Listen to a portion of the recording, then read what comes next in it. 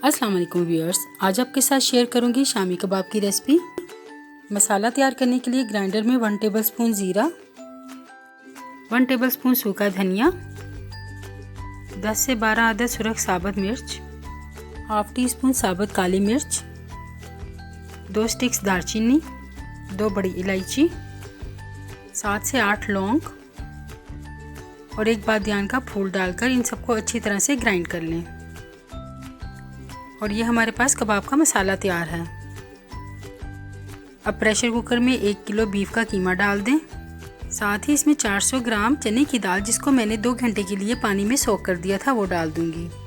1 medium size की प्याज, 4 से 5 जवे लहसुन, अदरक का 2 इंच का टुकड़ा और साथ ही ये सारा कबाब मसाला मैं इसमें डाल दूंगी। 1 टेबलस्पून नमक और 2 कप इसमें पानी शामिल करके इसे अच्छी तरह से मिक्स कर लें।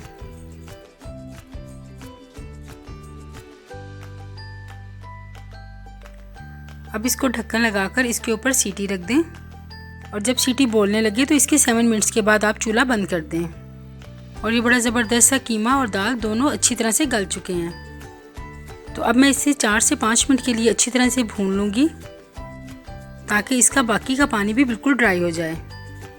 और ये इसका पानी बिल्कुल खुश्क हो चुका है, तो मैं इसे एक बाउल में निकाल के ठंडा कर लूँगी। अब मैं इसे अच्छी तरह से पीस लूँगी।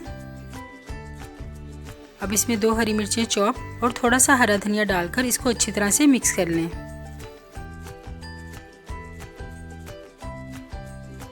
अब हम इसके कबाब तैयार करेंगे। इसकी शेप बाजार जैसी और बिल्कुल इक्वल बनाने के लिए आप किसी भी डब्बे का ढक्कन लें, इसमें इस तरह से प्लास्टिक का शॉपर लगाएं, थोड़ा सा मेज़ा लेके इसे इस तरह से इसके अंदर डालकर दबाते हुए आप इसका कबाब तैयार कर लें। अब शॉपर को पुल करें तो कबाब इसमें से इजीली बाहर निकल आएगा। और ये बहुत ज़बरदस्त सा बिल्कुल परफेक्ट कबाब हमारा तैयार है। इस तरह से मैंने सारे कबाब तैयार कर लिए हैं। अब एक अंडा लें और इसको अच्छी तरह से बीट कर लें। अब मैं कबाब को इसमें फोल्ड करूंगी और इसे हम थोड़े से ऑयल में शैलो फ्राई करेंगे। आप इन्हें बनाकर फ्रीज भी कर सकते हैं और इसी तरह फ्रीज़र में से निकालकर अंडे में डिप करके आप इसे फ्राई कर लें।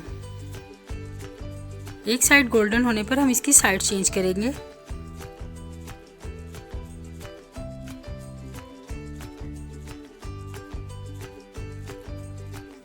और दोनों तरफ से बड़ा अच्छा सा गोल्डन कलर आने तक हम इन्हें पका लेंगे। कबाब हमारा तैयार है। इसका एक्सेस ऑयल ड्रेन करें और इसे डिश आउट कर लें। और अगर आपको मेरी वीडियो पसंद आए तो इसे लाइक, शेयर और सब्सक्राइब करना ना भूलें।